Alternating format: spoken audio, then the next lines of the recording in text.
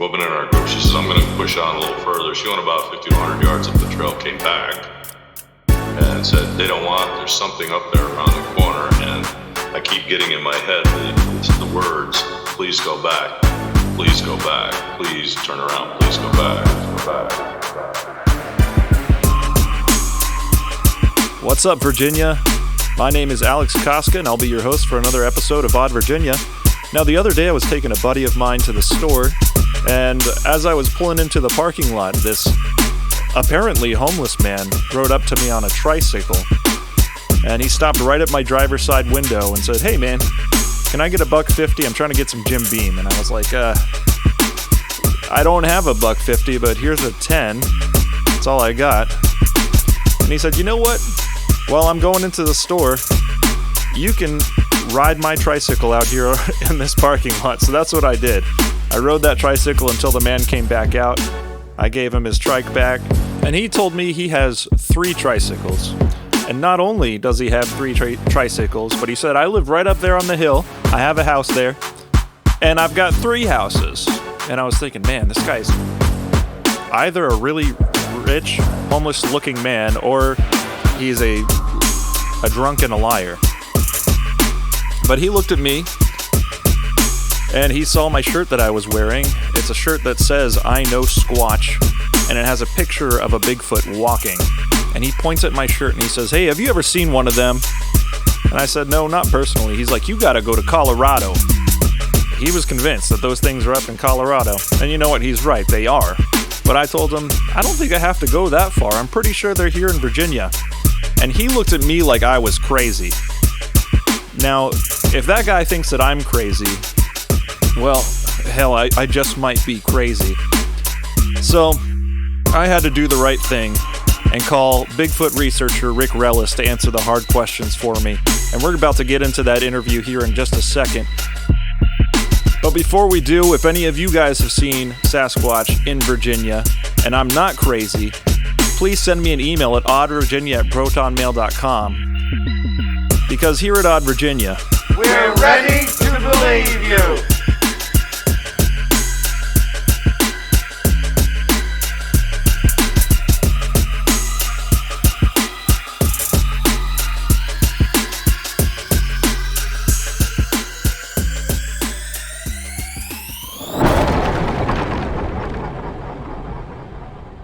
So today on the show, I'm thrilled to have Rick Reles joining us today. And Rick, you're a bit different in a way from all the guests that I've had up to this point, because most people are finding strange and inexplicable things happen in their lifetime that they were never really looking for, and they don't know how to categorize it or explain it. You, on the other hand, you seem to be the kind of guy who goes out there looking for these things and for the explanation for these things. Would that be fair to say? Yeah, it's fair to say. And, when I first initially got interested in the Sasquatch or Bigfoot phenomenon, I wasn't looking for it. I was back in 2010 and I had a sighting, and that got me interested in it. And so you fast forward 12 years and I'm still very active as an investigator with the BFRO. I lead expeditions. I participate in expeditions. I got a couple of witnesses that have these things on their property that I coach and talk with every week, almost every day. I've been on their properties, and I get out in the woods and research this phenomenon. And it's one of these things. There's more and more you can always learn about it, Alex. And I certainly don't have all the answers, but I've got a lot of experiences. Yeah, well, up to this point, I don't think anybody but God has all the answers.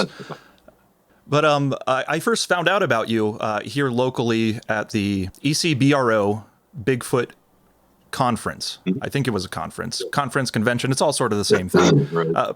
But you had a stand there for your merchandise for the brand IKNOWSQUATCH. Right. And I've got to say, it was standout. I love the brand. There's not very often that I can find graphical tees that I'm willing to wear, but the Strider, it was a green shirt, nice forest green with the Sasquatch doing its walking pose. Absolutely love the graphic. And the shirt itself, oh, you're wearing it now. Yeah, there you go. The shirt itself is comfy as all get out. It's on regular rotation in my hiking gear. Well, thank you. Could you tell us a little bit about the brand? Yeah, I know Squatch. So I have my partner in the business, Hans Wolbrier. He does all the creative, and I've been on a number of expeditions with him, Michigan, Iowa, Wisconsin. We got talking about it years ago and came up with, I know Squatch as a name for it. And for people that really have had experiences and know about it, there's a lot of believe you see out there, people believe. And then, right. We're beyond that. So we know it exists. We've had experiences. So we know it's a real thing.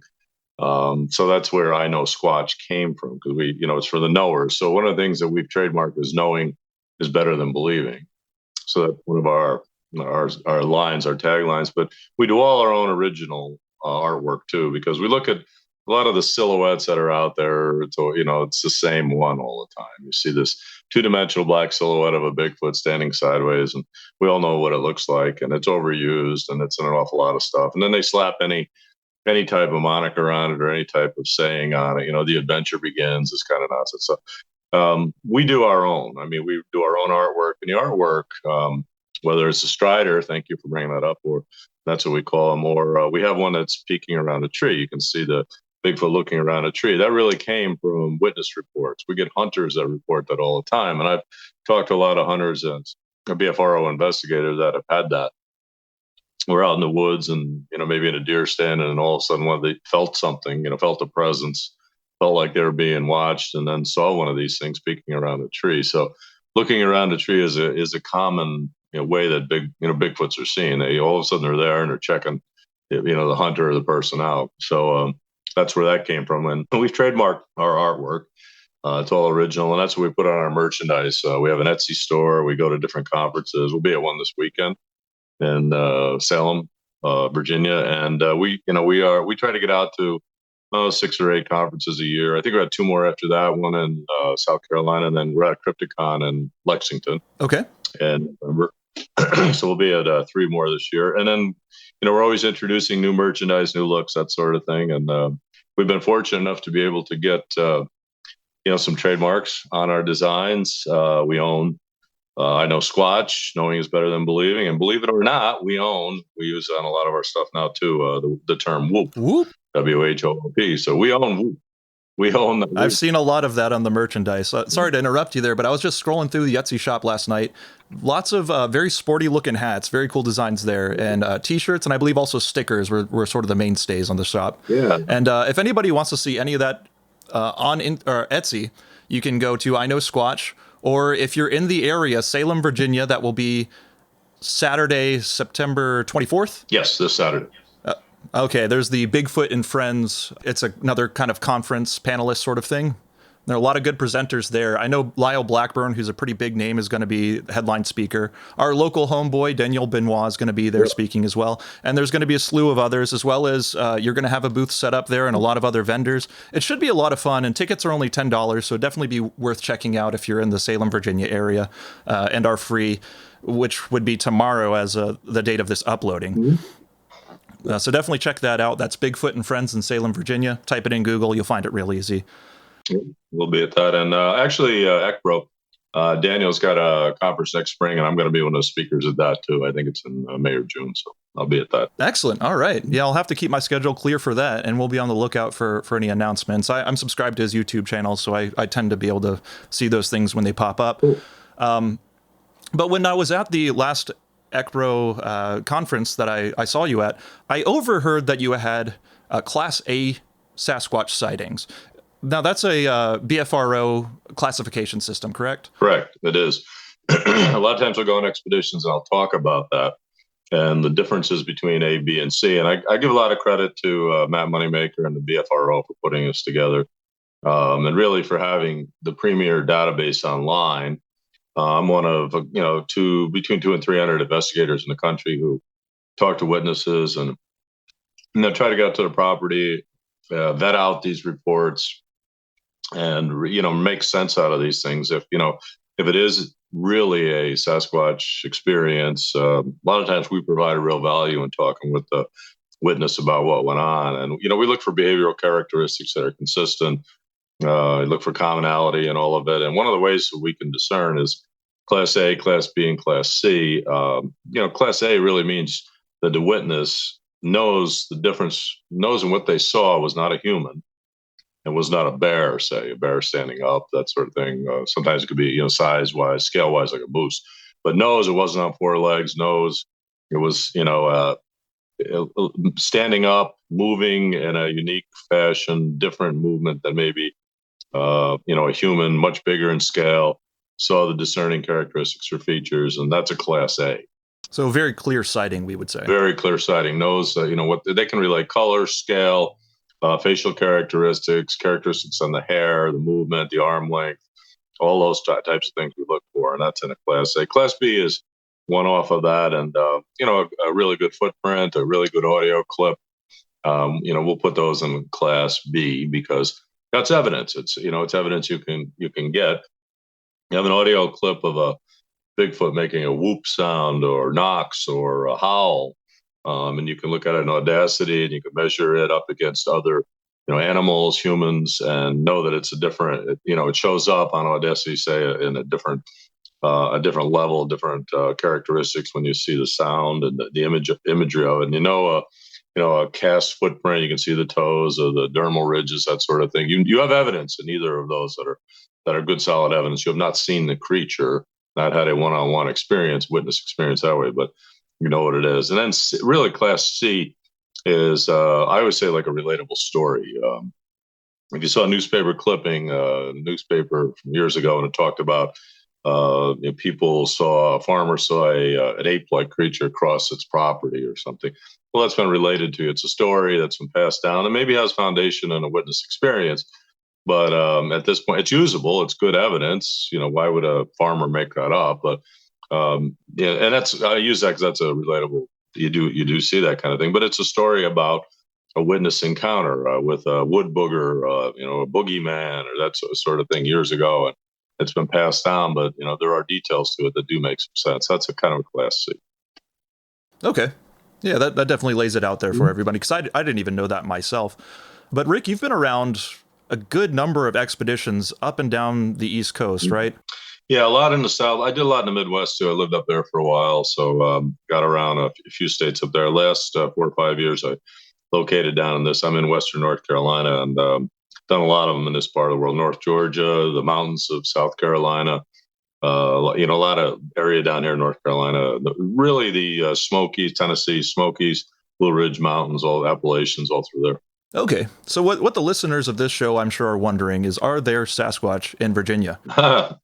You can bet there are. The thing that if I was to generalize at this point, there's a lot more Sasquatch out there than people have a tendency to think, well, it's a unique individual or it's a thing, a monster out in the West Coast. It's in California or Oregon or Washington type of thing, Pacific Northwest. So you can put that out of your mind. It's not. There's a lot of them. Think like populations. Native Americans will always say there's tribes, there's social order, families, they're in groups. There's never one of them. And I think that's all true. Now, don't pin me down, Alex, for a number. I don't know how many there are, but there's lots more of them out there than you think. And wherever you have sources of water, areas that can habituate, where they have food in the environment, where they can be themselves, you can bet there are. And you got a lot of that. You got a lot of that type of topography in Virginia. Oh, yes. I've been interested in this for a long time, and I've looked into reports of sightings in Virginia, and always found it was very scant. When you think about East Coast Bigfoot, you hear a lot about maybe Kentucky, Tennessee, West Virginia, Pennsylvania, Ohio, yep. And up around that area, but very rarely around Virginia. So I recently just checked for my own fulfillment to see what the stats were like on the BFRO website. And actually, Virginia kind of ranks up there. Right now, 85 listings on the BFRO website versus West Virginia, 105, Tennessee, 104, Kentucky, 115, North Carolina, 107, Maryland, 34, and Pennsylvania, 124. So, it's just kind of it looks like something more Appalachian. Mm-hmm. more than anything else. Of course, they don't care about state lines. No, they don't know anything about state lines. And again, you have up and down the Appalachians there. 85 in Virginia is a good number. You're right across from Kentucky, the Smokies. I've had lots of activity in the Smokies, been in expeditions there, a lot of them in Kentucky. I'm going back on a BFRO expedition. Charlie Raymond is leading in Kentucky. I'll be on that with him, helping him middle of November. Anywhere up and down there, that part of the world, the mountains, you've got an awful lot of water. You've got waterfalls, you've got creeks, you've got swamps, you've got vast areas that big cave systems, a lot of in Kentucky. You've got a lot of areas where these things can reside in the holler. It's always you think of the stories over time, the boogeyman in the holler kind of thing. Well, there's something to that. Oh yes, yeah, and so they're up and down there for sure. I had an experience in Southwest Virginia back in 2018. I was with a group, and it's a group called East Coast Expeditions. And I can't tell you the exact location because we always want to keep that confidential. But we had a group of us out for 4 days in an area at Southwest in the mountains, and 3 of us had a Class A together. There were 5 of us in one group on a Friday night. 3 of us had a Class A. And I will say I've had 3 solid Class A's, a number of Class B type encounters. The 3 that I've had a couple others beyond the 3 Class A's. I'd say, well, I know I saw something there, but I'm not ready to. I'm a pretty harsh critic when it comes to this, but this was one of them. The one in Virginia this thing was black and huge and between 8 and 9 foot tall. And I mean, clearly knew what it was. Probably the biggest one I've seen. Oh, wow. And you've got my attention there. Would you like to go through that story? Well, a group of us were out. It's kind of funny when we do these expeditions, we plan out where you're going to be, scout areas out during the day. And for some reason this night we were a little discombobulated on who's going with who, and we had a little weather, and then we got past that. So we're going to get out. We had wanted to go to an area where a group had scouted the night prior. 5 guys had gotten into it, an area over a lake. And you got some lakes in the mountains too in Virginia, Southwest Virginia. And this is near a state park. I'll give that up. And we were kind of rounding a trail that went around the side of a mountain above this lake. Group in that area the night before came out and said they had seen white orbs moving around in the woods above them. Very clear that, number of witnesses saw that. We went back into that area the following night, nice clear night. And we had 5 of us. If you watch the show Finding Bigfoot, sometimes they'll do a technique called inchworm. And so on a trail, I'm not familiar with that one. So if you have people on a trail, instead of walking, we'll always say, walk like hikers, not like hunters, but don't be predictable. Okay. Always get yourself in a position where they can view you. On this trail that we were on, we had high ground above us, we had lake below us, and we were kind of rounding, this mountain, this rise along the really southwest side of a lake. And so along we were going, and we knew they were above us. We could hear them up above us. We could hear them moving. We could hear them above us, kind of moving. When we moved, we'd stop, they'd stop. And, one of the techniques, if you use an inchworm technique, is to split the group up. Instead of walking, 5 in linear fashion, 5 of us, we have 1 go ahead, maybe 2 or 3 stop, then 1 stay behind. And the 1 behind come up and pass the 3 in the middle, and the 3 in the middle pass the 1 that was behind and the 1 that's in front. So you're moving kind of in an accordion fashion. And it does. That is very unpredictable movement, I'd say. And it kind of confuses them. First of all, you got people out on trails in the middle of the night, which they don't know anything about. They can't figure that out. And red headlamps, and we're walking not in a way that hikers walk that they observe during the day. And so they were getting puzzled. I had, I was, after we sent a person ahead, I'd stayed back, and I was using a parabolic microphone with headphones. I was listening, and I could hear them talking up above. You could hear the Jupiter. Wow. And then you could hear them moving. So I knew there was more than 1. And they would wait until someone moved, and then they would talk. So the walking in the leaf litter would cover it up a little bit as we walked. So these things are fascinating. I mean, they cannot. First of all, I don't think any kind of tech that you have is going to allow you to sneak up on them. Secondly, they're very ninja, very planned military almost in how they move. It's scary sometimes. I like that you use the word ninja, considering the language is commonly referred to as samurai chatter. And the language is probably one of the most fascinating aspects of this whole phenomenon to me.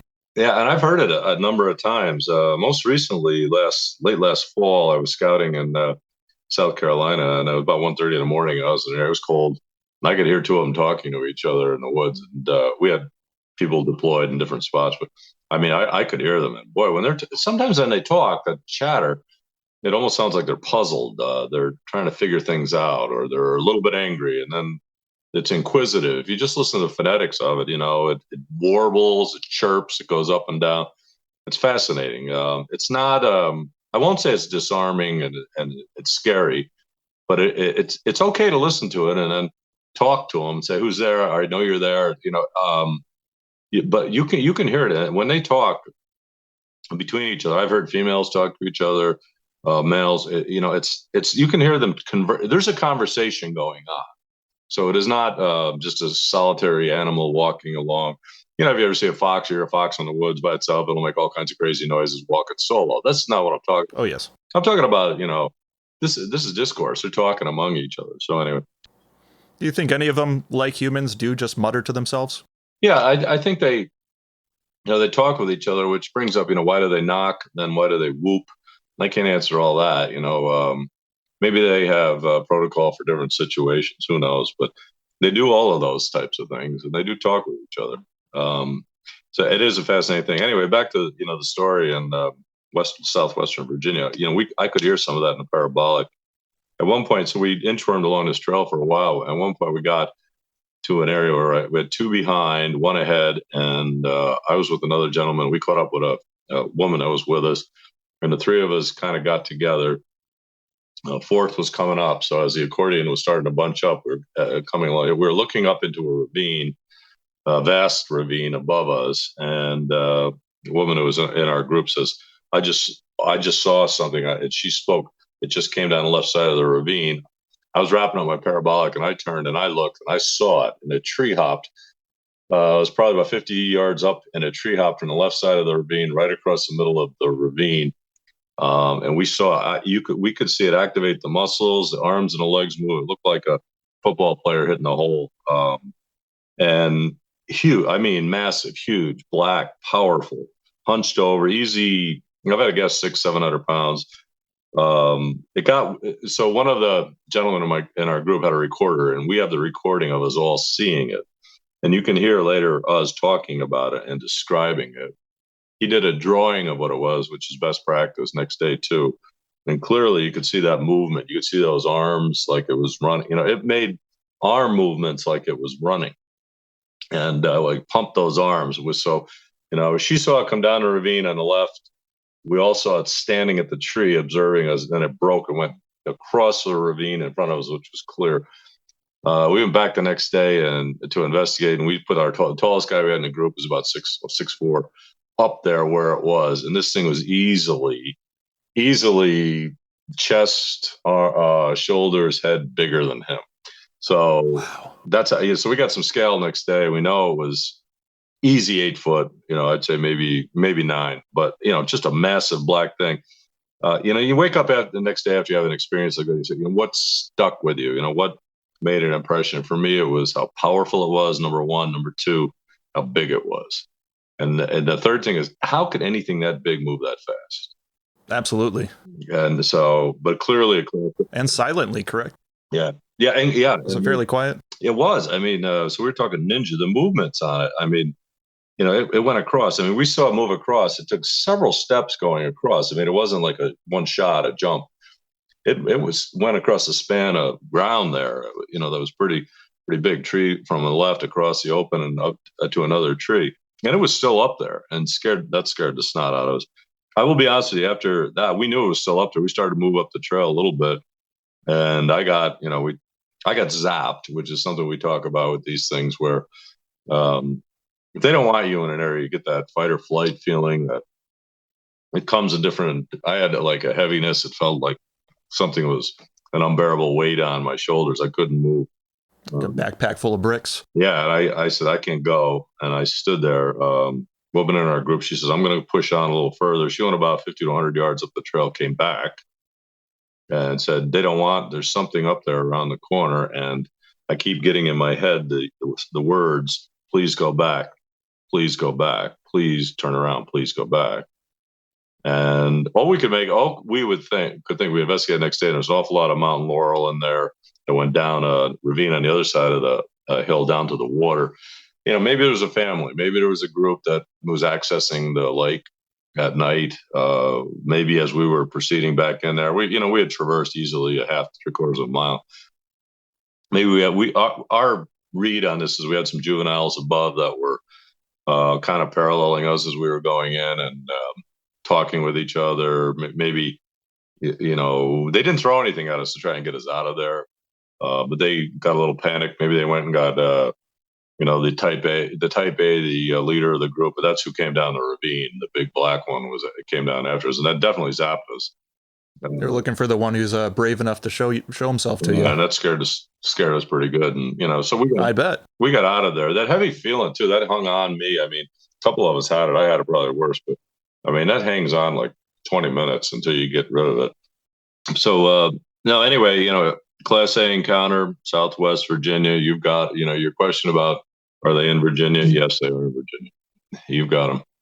Yeah, and this isn't actually the first time I've heard a story in Virginia, but this is the first time we've had Sasquatch story on our podcast, and I've been so wanting to have something like this for a good while now.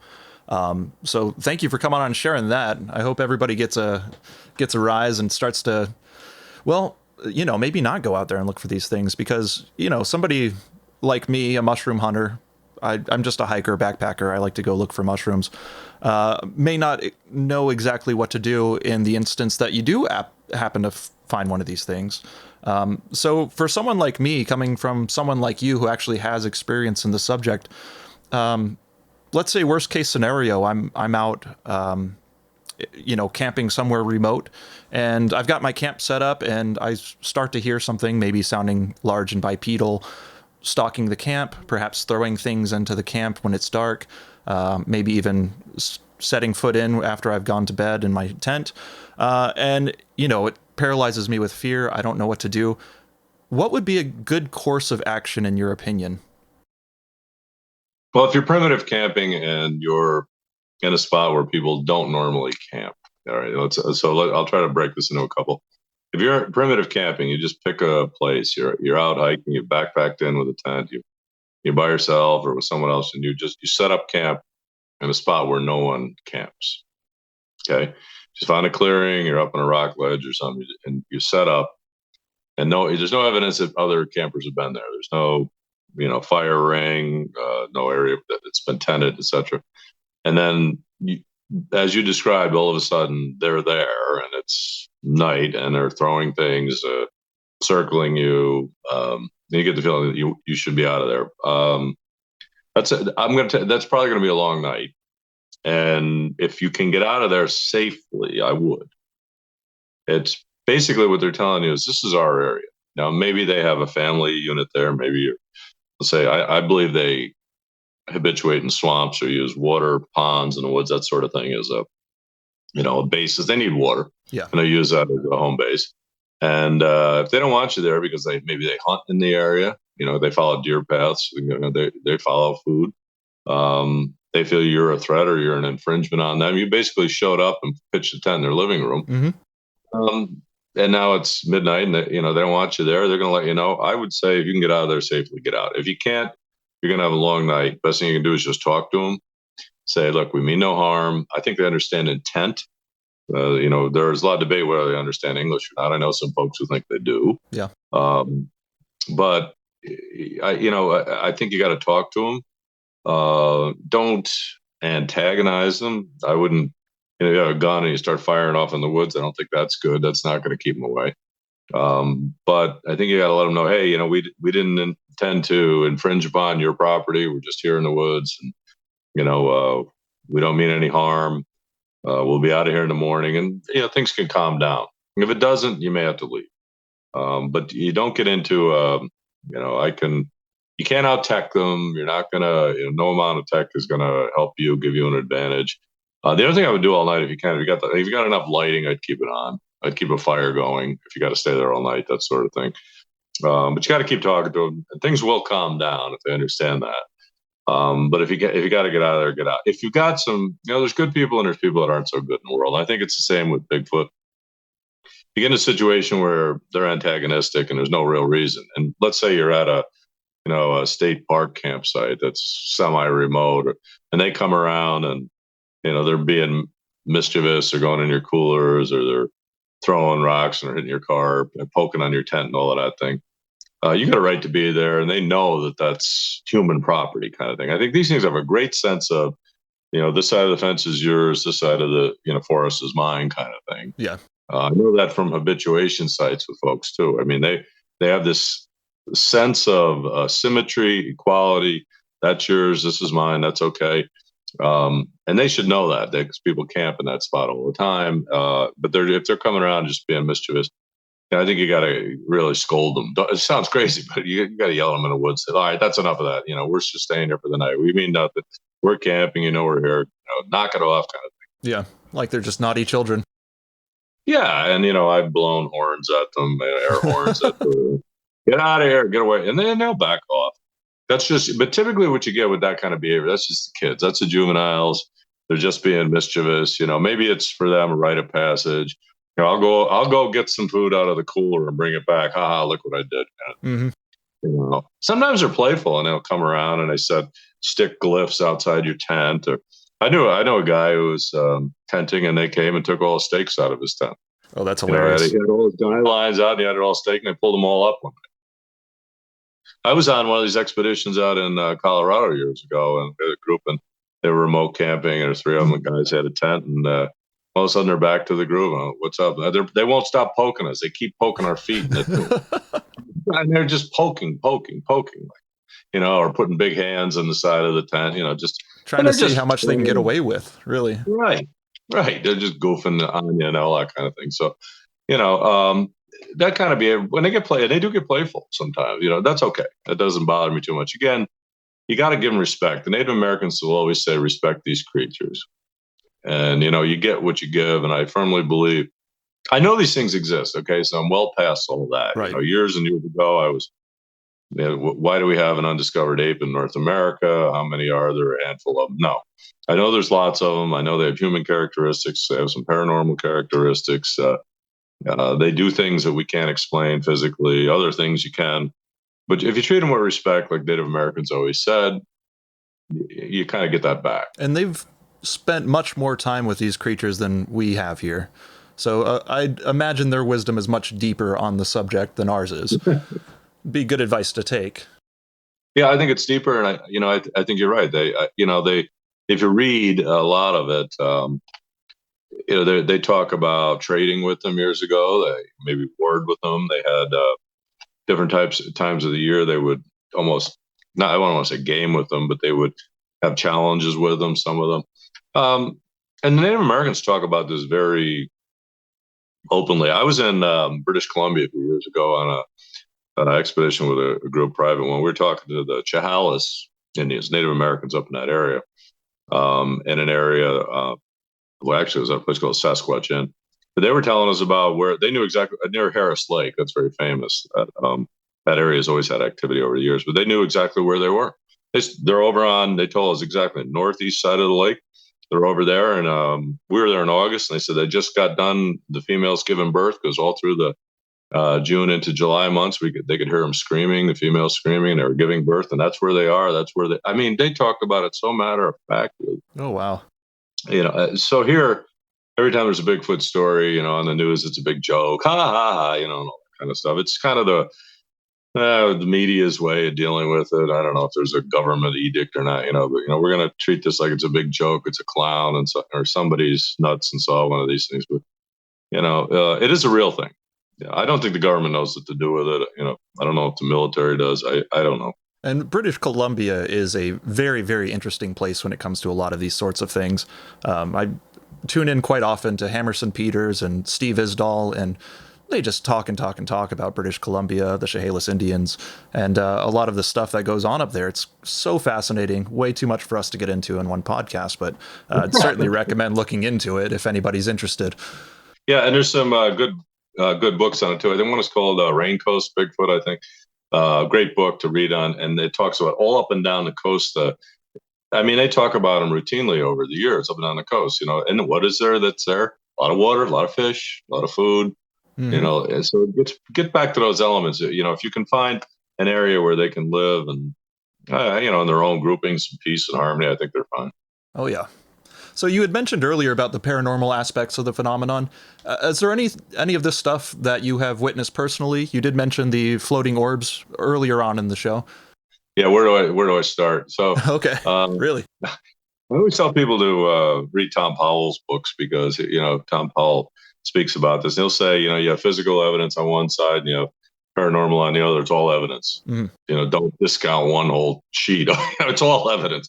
And I think he's had a great point. I look at it that way too. I mean, as many footprints as I've cast, I can say I've had paranormal type activity.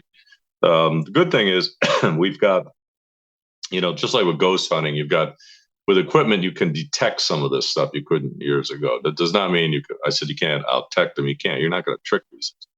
But you can pick some things up. I got a thermal heat signature face of one of these things just recently on a piece of property in Tennessee that I can't give any of that away, but the witness has got him on his property, and we, you know, he interacts with them routinely, and they're back in the woods behind him. But we spent a couple of nights out on his property recently, and you know, I got on a thermal, I got a hit of a face looking right around a tree at me. Excellent, and big. I mean, the face.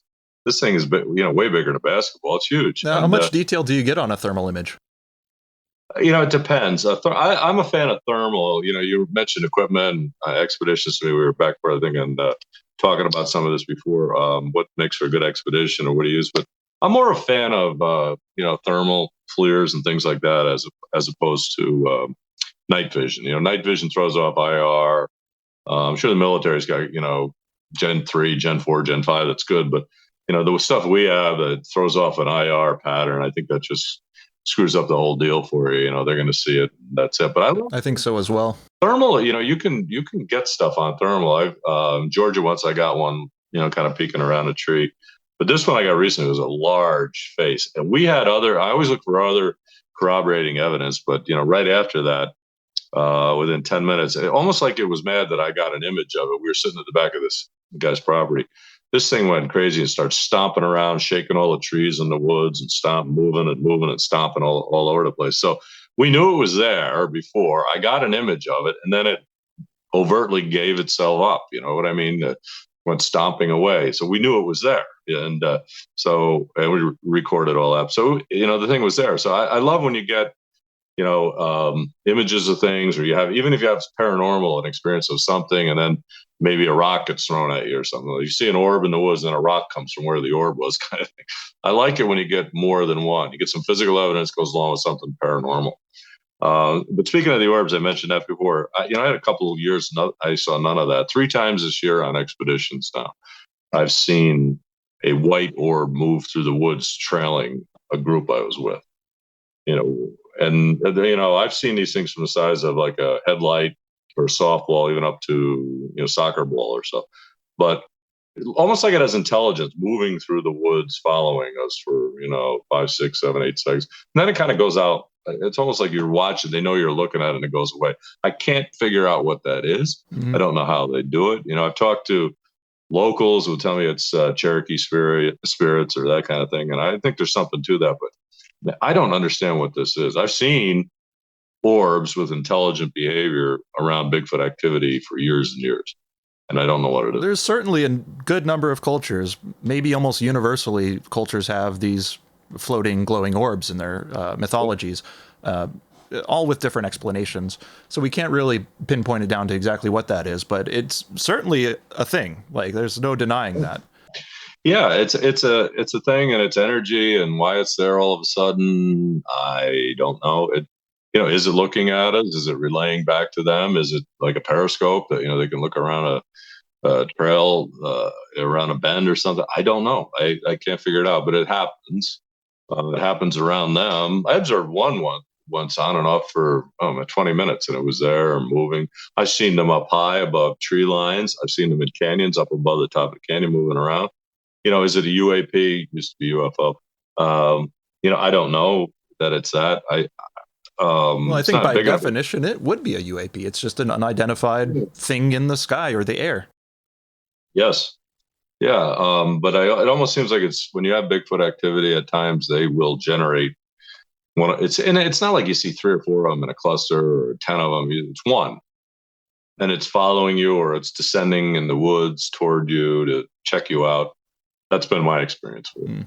And when it comes to odd and unusual happenings in the forest, this seems to be the number one thing that comes up. Floating orbs. Yeah, and it will happen. It's fascinating. I saw one in southeast over near Ocoee where they do the whitewater rafting and things. Southeast Tennessee, about 3-4 weeks ago, I was out with a group, and a lot of times when you're with a group, you'll deploy yourself in the woods, and maybe some will walk, and then you'll have some that will just sit and observe, and you look in different directions, northeast, southwest, into the woods, down a ravine, up a hill, or that kind of thing. And then you have a few others that'll walk among you, maybe do some provocation, a knock or whistles. But you've got people stationed to be looking. I happen to be one of the people that was stationed looking uphill, and I see this white orb all of a sudden after we've been doing this for about a half an hour. I see this white orb come up over in the woods, come up over the wood line and descend through the trees like it's coming right down to see what we're doing. I mean, why? What? I can't explain. I'm telling the others in the group. I said, I'm watching an orb. Nobody move. It's coming down through the woods. It's about 50 yards away. It's behind a tree. Now, came back out behind it. It's looking at it. Stopped. Now it's moving. Now it's gone. I can't figure it out. That's the oddest thing. It's odd. I mean, so you were asking, what about some of the paranormal things? I've seen eye shine. I've seen, different color, eye shine, eye glow. Whatever you want to call it, there should be a difference there, right? Well, yeah, whether it's generating the light, it's emanating from it, bioluminescence, or whether it's reflecting it, that kind of gets to be the two physical distinctions. I don't know which one it is. And you know what? I don't really care. Okay. I've seen different colors. I've seen it singularly. I've seen like one eye is lit up and it's moving and looking at us. I've seen it low to the ground. I've seen it through the trees. I've seen it up on a hill looking at you. I've seen 2 sets of eyes like this and then 2 below, like an adult standing behind a child looking at it. So now, biologically, from what we know about other creatures, other species, say, rabbits all have one eye shine color, or foxes might have another eye shine color, and so on and so forth. Deer, they all have their own distinct eye shine color. So it wouldn't make much sense that these things have a variety. Yeah, so I'll throw something out, and I've discussed this with a fellow BFRO who's a anthropologist. I discussed this with him, but I think it may be different colors depending on age is a possibility, because I've seen the red lower to the ground, and the red to me seems to be juvenile or children. I've seen the white up higher. And I also think that the color has something to do with their interest level in the situation. Or maybe it's evoking an emotion, or they're curious, because I've seen it almost be like a light yellow, amber, and then get really bright white. I've seen it get blue, light blue, and almost emanate the blue. Like it was like I saw 2 of them, one behind another, walking on a trail once. I could see the blue eye shining on the ground ahead of them. It's like, wow.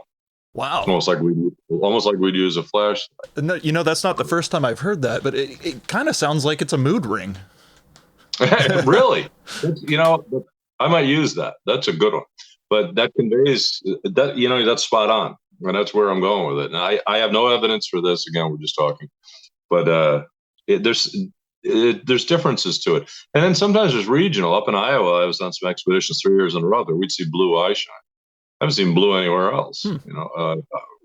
Maybe there's regional differences. All Bigfoots can't be the same. Maybe all humans aren't. We're not the same. So, our DNA may be, and we're bipedal and 2 arms, legs, et cetera. Maybe they've got some regional differences to them too.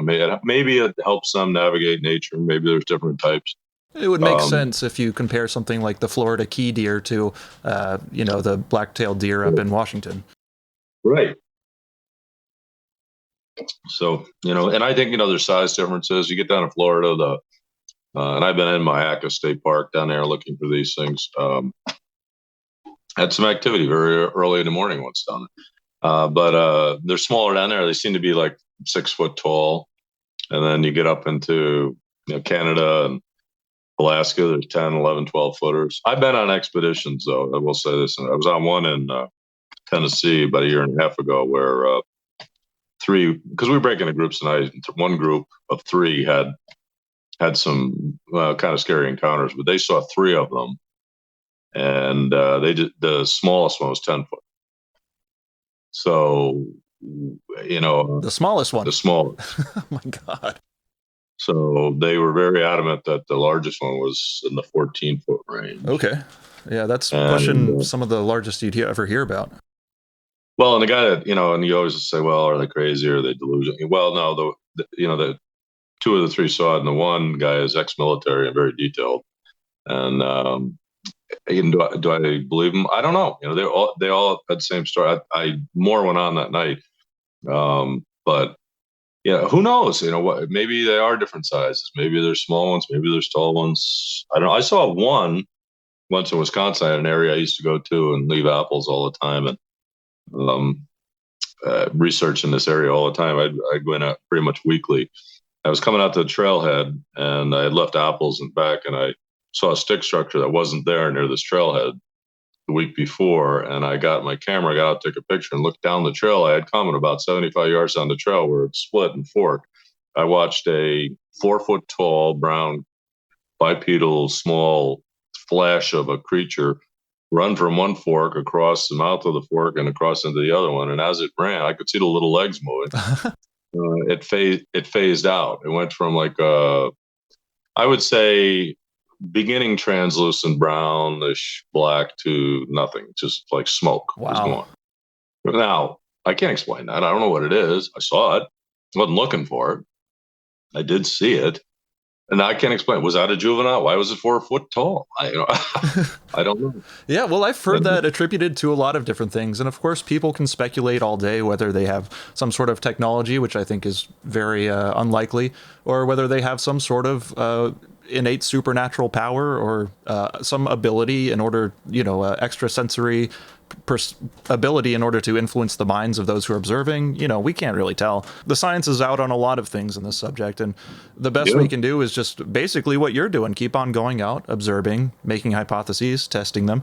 That's really the way forward, and it's been going on since the 60s, and I think we've made, or even before that, we've made some really great strides. And I actually wanted to segue into something I heard you talking about on Christopher Noel's podcast just briefly. I don't want to discuss the whole thing because we could really get into that.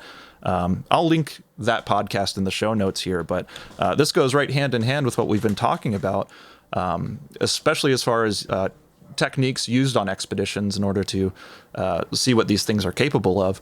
Would you like to just sort of preface what that is and give us a little rundown? Yeah, a little bit about what he and I discussed. Yeah, I've been fortunate enough to be on a few expeditions where we had expedition participants that had autism. And, some of us have been at this a while and observed behavior structures, glyphs, things that they leave, which are a communication of some sort. Even at habituation sites where you have interaction. I've observed this. I got one habituation site, Tennessee, that's been going on for years. And, we will leave things out for them and how they move them and the subtle moves that they make. It's almost like they have an order they see in things that maybe we don't see. And autistic folks seem to, I had a couple of witnesses that talked about this to me, also related stories, almost seem to be on a wavelength with them, be able to identify with them and then communicate with them or pick up communication that they're having either amongst themselves or with the autistic individual. And I don't know how to explain that, except that I've seen it.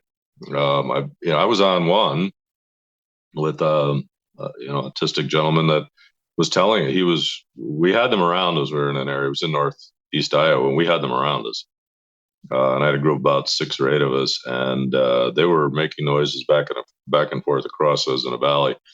And he was talking. He was telling us how many there were, where they were. At one point, a rock came out of the woods in front of a group, 2 of us that had went up a trail, and he knew exactly where it came from and how many were there. And he said there were 2 of us that were juvenile or off the right side of the trail. They threw the rock out in front of the group. They don't mean any harm. And he was just talking. That is uncanny. Yeah, just talking, just relaying this to us as he was picking it up. Now, I don't know how to explain that. Last year, I was with another group in mountains of South Carolina, and I think autistic people just have their special abilities. They pick up on things we don't. They see things we don't. And if you have someone who has tendencies along those lines, I had an individual in our group, and same thing, and recorded it. He was talking. That is so cool. He'd say something, they'd talk right back. I don't understand all that. I think it's great to, so I guess one of the things I'd say to tie back to your question, if you're on an expedition or you're leading an expedition, I've led a number of them, bring people of different backgrounds, bring different types of people, because I get to interview people that are going on. And last thing I want is 25 people that are all cut from the same mold. Okay. It just, if you get, first of all, you want to have people that are cautious and curious. But if you can get some people out there that come from different walks of life and see things differently, maybe are artistic and autistic. If you get if you get people that are, receptive in different ways than others, boy, it's crazy. It's almost like the Bigfoot sometimes interact with that. Mm-hmm. They will come forward and things happen differently. Conversely, I've been with groups and some people that, nothing ever happens. They're very interested in the subject matter. They get out in the woods, nothing ever happens to them. Some they have like anti-Squatch or something. Yeah, that's me. Unfortunately. Well, maybe fortunately. Yeah. But and it's funny. I've had folks that say, go on and say, I never have any experiences. Then you put them with some other people that really have experiences, and they do. So that's one of the things we try to always figure with the groups to send out at night, who to send with who. But you can't always. It's like fishing. You don't know if you're going to catch fish or not. But, right. And you want to have positive experiences, and sometimes they're not good. I mean, sometimes experiences are uncomfortable. And a lot of times it's just in the perception of the beholder. Yeah. I mean, I was on an expedition once where, it was a father and daughter first night, packed up everything, got the heck out of there. These things are real. Oh my God. We're out of here. They were, so it happened. It's the fear of the unknown. Yeah. No, I was with a group, and the father son left on a Saturday night, and they were scared, about everything. And on the way out, they saw them. I mean, who knows?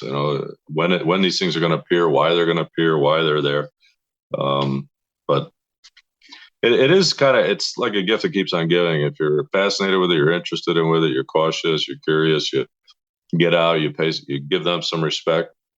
And then things happen and they come around. So it's crazy. I come back from these things sometimes and talk for 3 days to anybody will listen, but it's nuts. I mean, they do have other abilities, to your point earlier. Are they in a 4th dimension or so? I don't know. Are they interdimensional? I don't even know what that means. But now you see them, now you don't. Definitely happens. Some of the things they do, it's like a precognitive. They know, and they understand intent, and they kind of know what we're doing or what we're going to do before we do it. It's weird. It is. A lot of these things are fairly verifiable, but just spend some time on the internet and you're going to hear every single theoretical explanation under the sun. We really don't know, and that's about the best we can say about it. It happens. We don't know why. Right. No, and and any of your listeners out there, I'd caution them about the internet. I'm a part of a lot of Sasquatch groups, and they're always posting things and audio and different videos and things, and an awful lot of it, it's fake and hoax and all this kind of stuff. And there's plenty of that. Or people are, pareidolia. People are seeing things that aren't there. Oh yeah, the red circles in the woods. Yep. Yeah, see a lot of that. Yep. So you got to be careful with it. People want it. There's a lot of armchair quarterback. People that are in groups and talking about it like they're experts, but they've never done anything except turn their computer on and look at stuff that's on social media. So, yeah, I'm speaking from experience. Anytime I relay anything here, I'm speaking from experience, either direct or from folks I've been with. But you learn a lot about these things. And sometimes things happen. No, I had one. I was coming out of this past April. I led an expedition in the mountains of South Carolina. And long story short, we were coming from an area. We had activity in one area, very, very prevalent activity. And it was about a mile and a half back in the woods off a remote road. And we had activity in one area. And we're coming out of there at 1:30 in the morning, and something about 25 miles an hour down a 2-track. 4 of us in my truck driving out, and something smacked the side of my truck so hard it almost shook the truck. Yikes. And it left like a handprint on the side of the truck, and you could almost see you could see from the cellulose, from the, I would say, nails, you could see marks on the side. Now that group was probably the 6th group that was in this area over the course of 3 days. And I think we had activity in there, and I think they were fed up with us. Like, why are you people in here at night? And on the way out, one of these things was I had to take like a right angle to get out of the woods. This mile and a half to get out.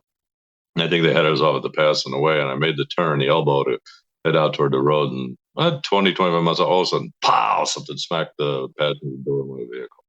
Like a giant hand, pow, smacked it. We didn't even see it. Scared the piss out of me. Yeah, it did. It scared all of us. I mean, we drove about 100 yards, and what the heck? We tried to went back with flashlights. It was gone. Next day went, and you could see it was disturbed, the area where that was in the leaves. But why? The message I got out of that was, we're done. We've had enough of you. What are you people doing back here? This is our area. We've had enough of you. Get the hell out. And I felt bad about that for a while, because I like to maintain a pretty good relationship with these things, as crazy as that is. But I felt bad about that, because I clearly felt like, okay, they'd had enough of us, but they took it out. Now, how do you explain that? A giant hand hitting the side of my vehicle. I don't know. I mean, I guess you're a 400 or 500 pound creature. Truck doesn't bother you. Smack the side of a truck, you can make it. Probably not. There's a lot of stories of these things just hitting stuff. Yeah, I'm sure they do that quite often. Maybe not exactly to your truck, but they slap, they hit trees, cabins. You hear about all of that sort of stuff. Yep. Yeah, and I don't think they do it for fun and games, or just I think there's usually a reason behind it, why they're doing that kind of thing. But you do have to define your own space if they're infringing on it. And I think same thing, if they feel that we're infringing on theirs, they're going to let us know. Right. Yeah, there's definitely some sort of communication happening there, non-verbally. But Rick, we're up just about up on our time here. Is there anything else you wanted to share real quick before we got off?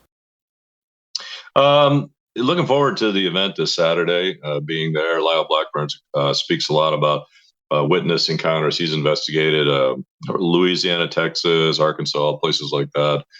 And he's certainly got some good ones, good things. He's done some work on the Fouke monster in that area if people are interested in that. Yeah, I remember his documentary down there was fascinating. I loved it. Yeah. I mean, Boggy Creek was kind of where Sasquatch, one of the ways Sasquatch blew up. Yeah, no kidding. Yeah, it really did. And there's tons of them down in that part of East Texas, all the way up and down there. There's reports up and down East Texas there, 2 of them having 3 toes and 3 toe prints. So back to our discussion earlier about differences in these things, I think there are some. But no, he'll be there, and a couple others. I'll be there vending. Love to talk to people. One of the things I really enjoy at these conferences is people come by and talk to me, and I'm glad to give them my BFRO card and listen. Their stories, try to make sense of it, maybe help them out if I can, follow up with them, investigate. So I love to, please, if people are out there, I want to come on by, love to talk to them, love to get a chance to hear their stories. And look forward to it. I think Mike, who's running this event this week, is doing a real nice job. Seems very, very organized. So, I'm looking forward to it. I think it should be great. I guess what I want people to know is this is, there's more to this thing than an ape in the woods. It's a lot more than that. There's lots of them out there. I've been in situations where you try to count how many are there, and when you get up about 9, 10, 11, 12, I know there's lots of them around. I think there's family order, social order to them, and if you're open-minded about it, if you're ever, keep your eyes and your ears open. If you're hiking, you mentioned if you're out in the woods on your own, and what would you do? I think people go through the woods and go through life like this with blinders on, and sometimes you don't notice the things around you. if you're out in the woods walking, pay attention. You hear a knock or you hear a whoop or a whistle, something that's not an animal. Maybe one of these things telling another when you're there. Pay attention. Use your senses first when you're in the woods, and be careful. If you're out looking, be careful. Don't go out and try and antagonize them. I'll leave it with this. One of the things I like to show, and I know all those folks, Expedition, the new one, Expedition Bigfoot, I think they're learning some things. They started off kind of like they knew everything, and now they're learning. They're getting humbled. But the other show, Finding Bigfoot, I love all those guys, but don't grab yourself a baseball bat and go running out in the woods and start smacking trees. Yeah, right. I'm a Bigfoot. That just drives me crazy. Right. Well, you're saying something to them when you do that, and you're not sure what it is. You don't know what it is. Yeah. Right? What if I just came over to your house and I started, playing the drums on the front porch? Right. Yeah, and that's exactly how you got to look at it too. So be respectful. You get more with honey than you do with vinegar.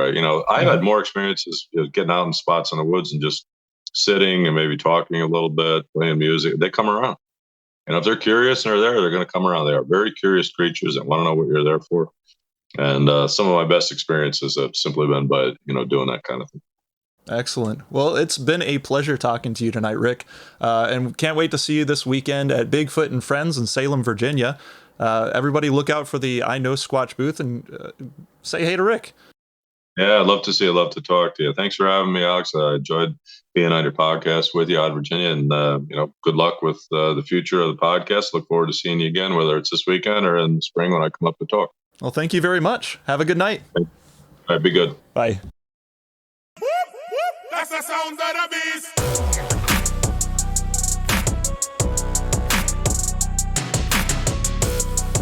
So it turns out I'm not crazy after all.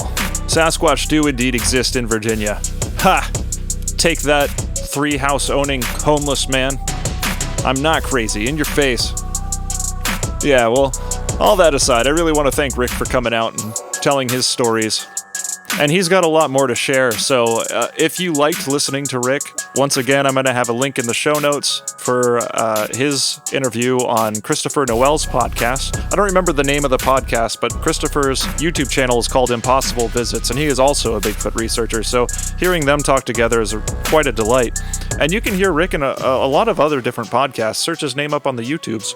I'm sure you'll find him. But guys, we're about to hit October, and that means I'm going to try to pack the month in with stories just like I did last October, and hopefully we're going to get some spooks and creeps and ghouls and ghosts all up in Odd Virginia. So guys, email me, oddvirginia@protonmail.com. Also, don't forget to follow the Instagram. That's odd.virginia on Instagram. You're going to be reminded when we're going to have a new upload, as well as read articles and fun things like that you wouldn't normally see or hear on our show. So thanks to Bill for running that for me. It's a big help. I really appreciate you, dude. Keep on rocking.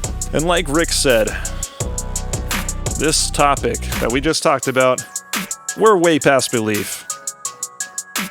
It's all about knowing. I know Squatch, and now you know Squatch. Now I know. And knowing is half the battle. G.I. Joe.